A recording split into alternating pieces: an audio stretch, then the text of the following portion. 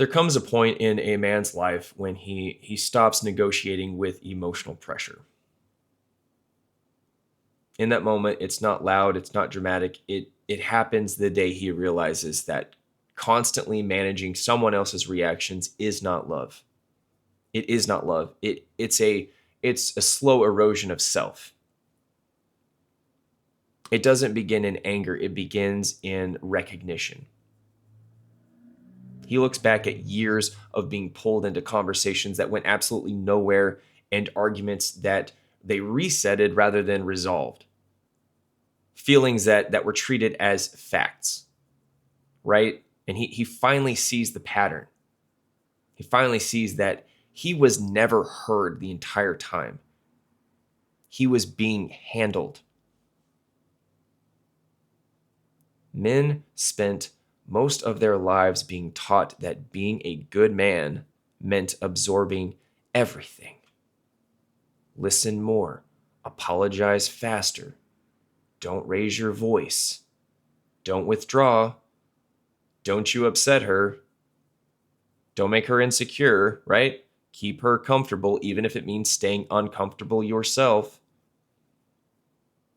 So men carried the weight of every emotional shift in the room. They stabilized tension. They softened truth. They accepted blame. They accepted blame because resistance was labeled cruelty. They believed emotional invincibility was strength. All it did was teach other people that his emotional capacity was theirs to use and manipulate. Over time, men started to notice that peace wasn't something they felt.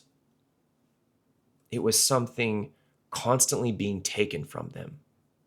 Every conversation felt like walking through a minefield. Every honest thought had to be translated into something palatable. Any attempt to set a boundary turned into accusations of coldness or control. And slowly men realized something crucial here. The very people who demanded the most emotional support were often the least interested in emotional accountability. That's when the internal break happened. Men didn't shut down, they woke up to that fact. They recognized that not every conflict was about understanding, some were about domination. They saw how talk to me really meant agree with me, and how be honest really meant tell me what I want to hear, right? How you're not communicating really meant you're not surrendering. Men realized the goal was never resolution. The goal was reset. Make her feel better so the cycle can continue. Once that truth landed, everything changed. Men stopped trying to win unwinnable arguments. They stopped chasing closure from people who used confusion as a tactic. They stopped defending themselves in conversations where the verdict was already decided. They stopped explaining their intentions to people committed to misinterpreting them. This wasn't detachment, it was precision. It wasn't coldness, it was self-preservation. The old power dynamic depended on emotional reaction. If she could get a reaction out of you, she could gain control over you. Raise her voice, he calms down. Cry, he backs off. Withdraw, he chases. Disapprove, he scrambles to fix it. Right? Guilt, he over-explains. This isn't love, it's manipulation. Anything that somebody calls love that relies on controlling the other person's emotional state isn't love. It is manipulation, and it's dependency disguised as connection. See it for what it is. Call it by name. Men finally saw it. They saw how often "I feel" was used as a shield against responsibility. How often "we need to talk" really meant prepare to be blamed. How easily their silence was just painted as indifference, while her silence was treated as suffering. They noticed that the ones who speak the loudest about emotional intelligence, EQ, they rarely applied it to themselves. Men began to understand that peace doesn't disappear, it gets traded away. So men made a different decision. They stopped performing calmness and actually became calm. They stopped trying to prove they were good men and focused on being stable men. Stability doesn't chase approval. It doesn't react to the bait. It doesn't get dragged into circular conversations that exist only to drain your energy. Stability, it sees the game and refuses to play it. That refusal is what flipped the power dynamic. It's not a revenge tactic, and it's not out of anger. It's out of discipline and stillness. A man who no longer reacts is a man who cannot be controlled. He no longer fears being misunderstood because he knows who he is. He no longer fears being alone because solitude with peace is better than connection with instability. He no longer engages in emotional tug of war because he understands the only winning move is to drop the rope. I wrote about all of this in my book, Dark Mode Protocol. The link, I'll leave that in the video description. You can pick it up. It's like $6. A man like this is not heartless. He is measured. He isn't detached from emotion. He's detached from emotional manipulation. He has learned the difference between expressing feelings and weaponizing them. He knows that healthy connection doesn't require constant explanation. Constant explanation. That will drain you. What it does require is mutual respect. And when respect is absent, love becomes labor. And labor without reciprocity becomes exhausting. That is pure exhaustion, is what that is.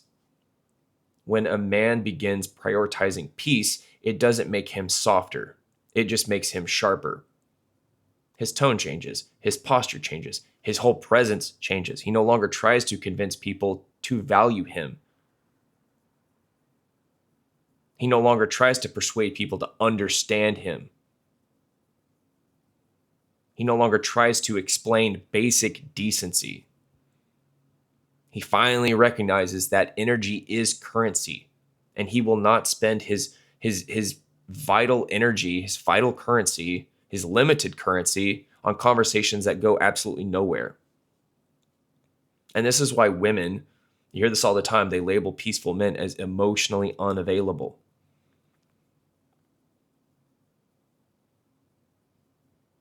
They're not used to men who don't chase every emotional shift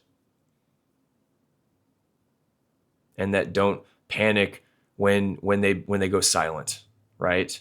They're not used to men who won't react to guilt trips or when they distance themselves or are passive aggressive or start crying, whenever the waterworks turn on.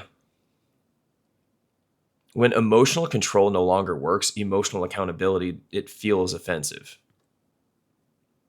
But what looks like distance is often just a man refusing to participate in dysfunction he once mistook for love.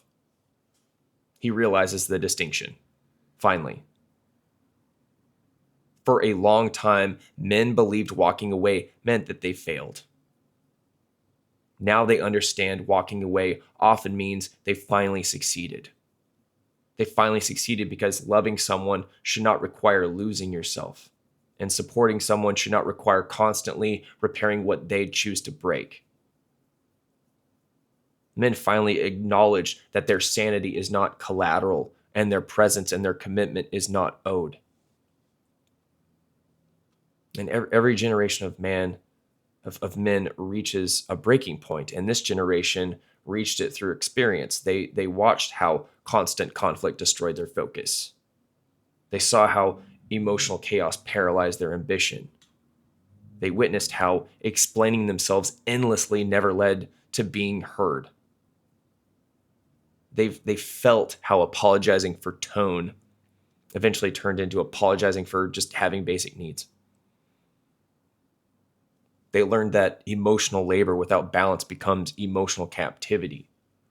So men adjusted. They stopped arguing. They stopped over-explaining. They stopped defending their boundaries as if boundaries were offensive in the first place. They stopped being afraid of upset reactions. They stopped absorbing consequences for other people's choices. They learned to grow comfortable with being misunderstood because they realized that people who want control will always twist the truth anyway. Men didn't become distant, they became consistent. They didn't become numb, they became stable. They didn't become uncaring, they started caring in the right direction for once, toward what preserves their mission and their purpose and their peace.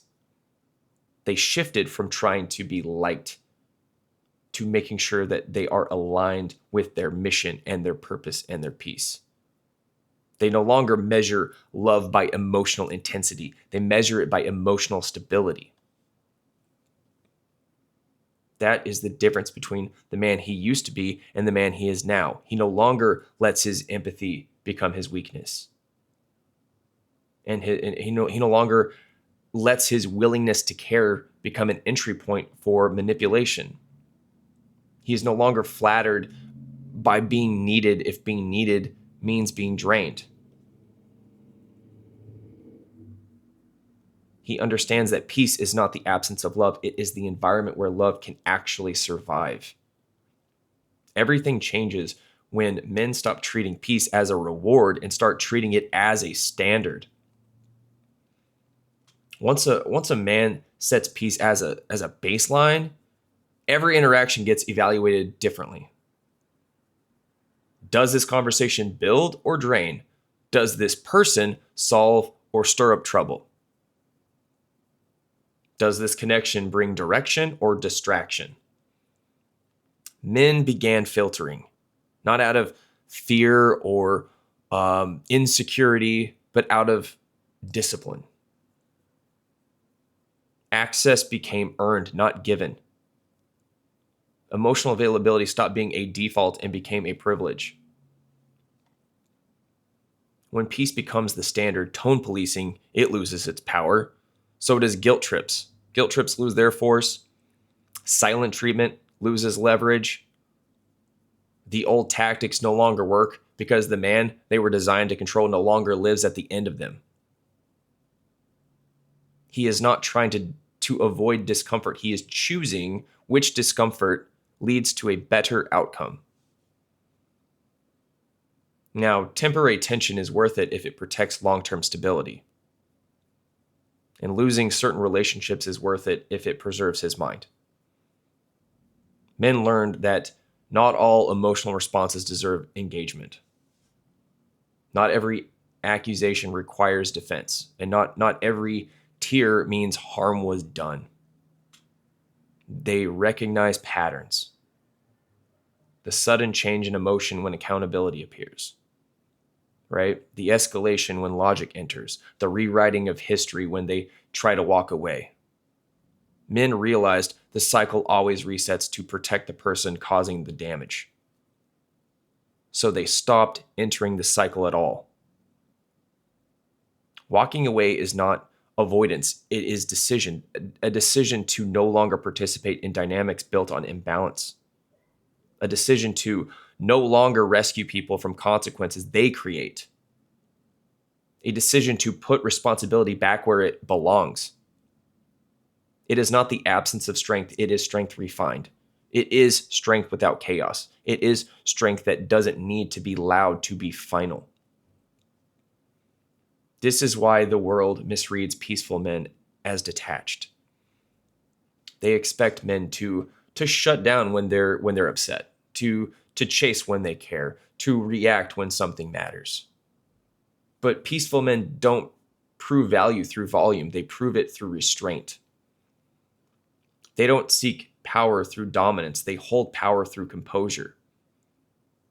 Their calm is not emptiness, it is control. And not of others, but of themselves. Men used to think being calm in chaos made them noble. Now they know being calm in chaos often just makes them targets. Emotional endurance without boundaries isn't maturity, it's vulnerability.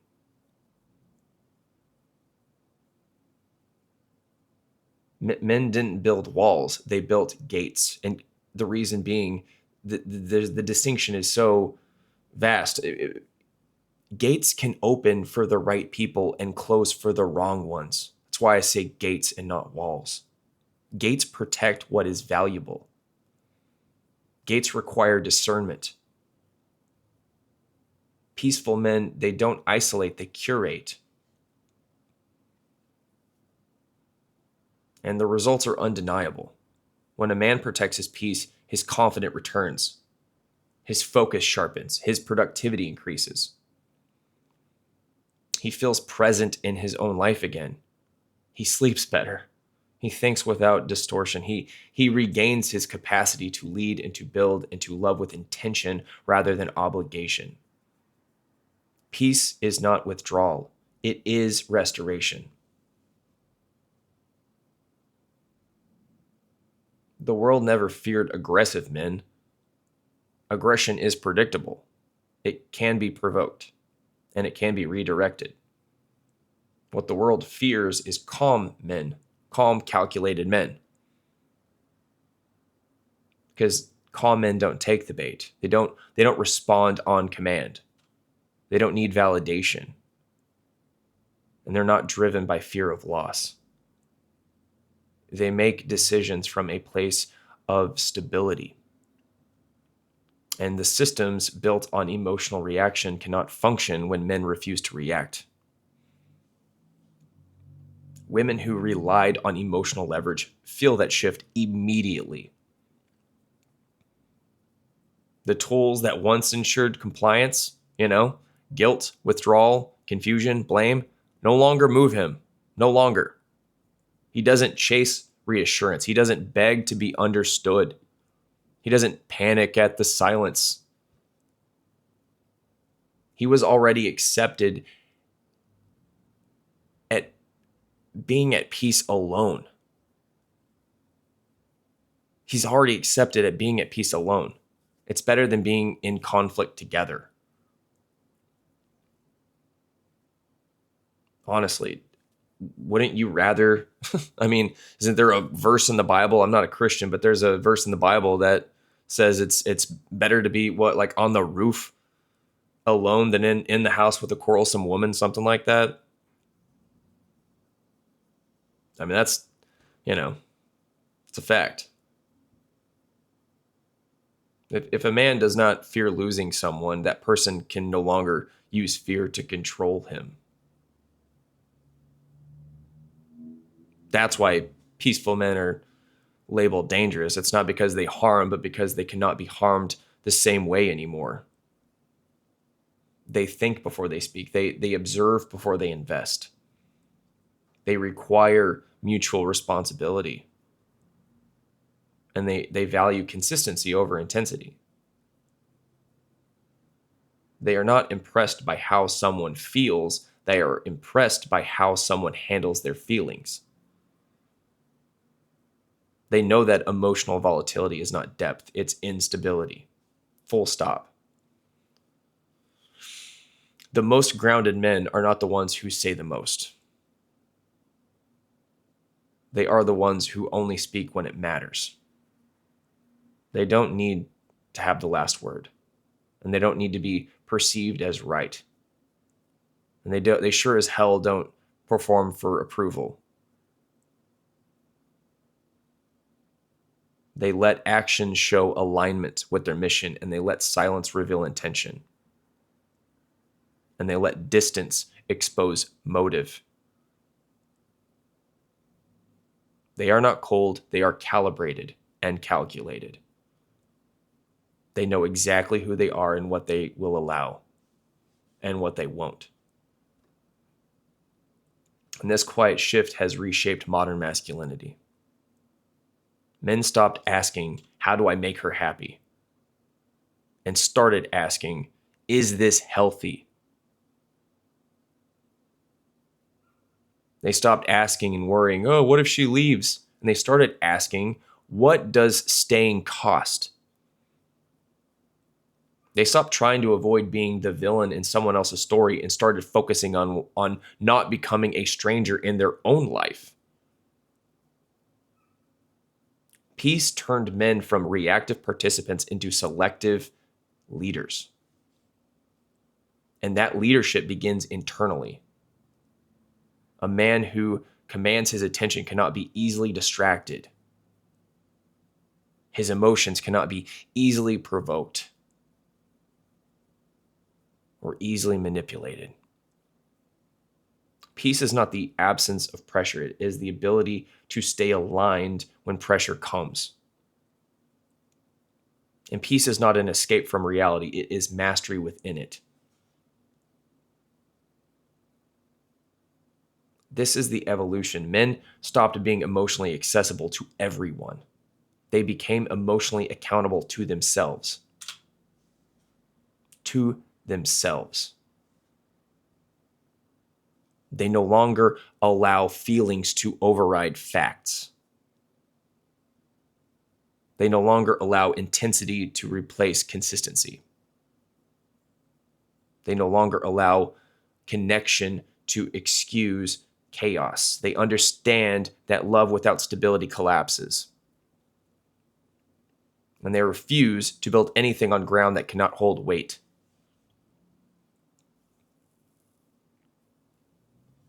So when someone says you've changed, they're right. You have. Men have changed from being constantly available to being intentionally present.